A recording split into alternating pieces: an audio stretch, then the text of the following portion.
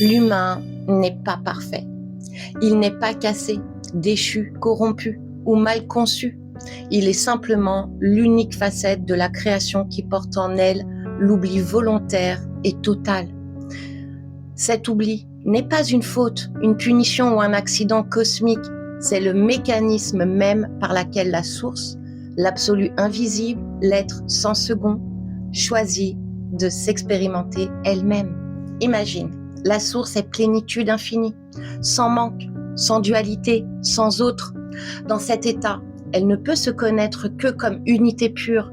Pour se contempler, pour se vivre sous un angle nouveau, elle s'oublie en fragments conscients qui se perçoivent comme séparés.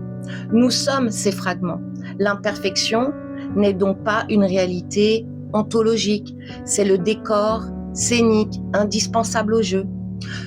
Sans ce voile de l'oubli, sans cette apparence de dualité bien, mal, lumière, ombre, moi, l'autre, souffrance, joie, il n'y aurait pas de drame, pas d'histoire, pas d'évolution perceptible. L'imperfection est le costume que porte la perfection pour pouvoir se surprendre d'elle-même. La 3D n'est pas une prison, mais une salle de classe auto-imposée.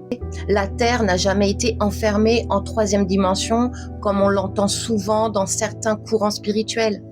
La Terre est un être multidimensionnel vivant, un organisme cosmique qui vibre déjà à toutes les fréquences simultanément, de la densité la plus lourde à la lumière la plus subtile. Ce qui a été limité, ce n'est pas la planète, c'est notre fréquence de conscience.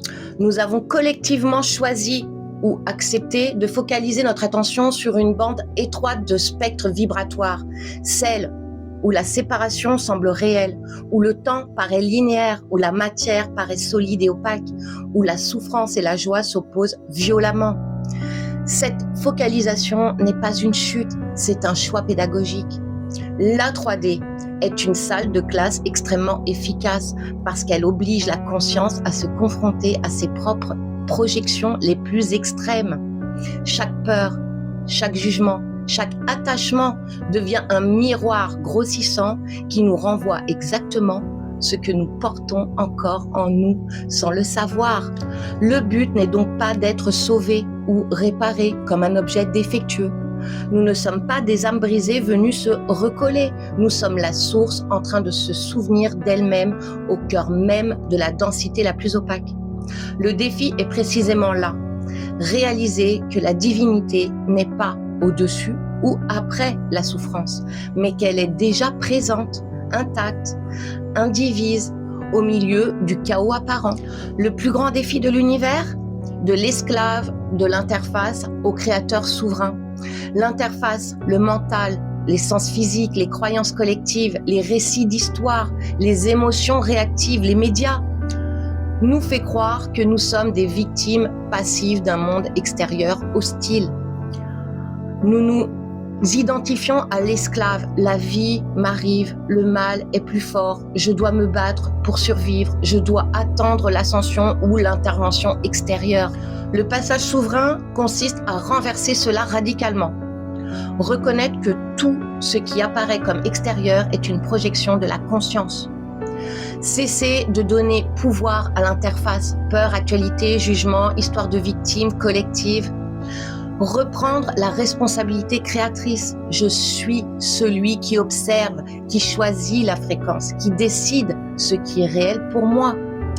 Vivre la divinité, non pas en fuyant la densité, mais en la traversant avec pleine présence, en la transmutant de l'intérieur. C'est le défi ultime parce qu'il demande de lâcher le confort de la plainte, de la quête extérieure, du sauveur fantasmé.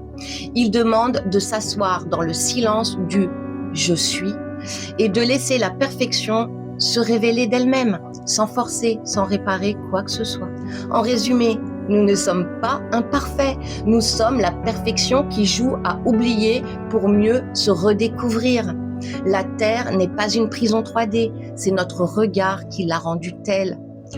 Nous ne sommes pas ici pour être sauvés, nous sommes ici pour nous souvenir. Et le jour où nous cessons d'être esclaves de l'interface, nous devenons les créateurs souverains que nous n'avons jamais cessé d'être. C'est simple, radical et infiniment libérateur.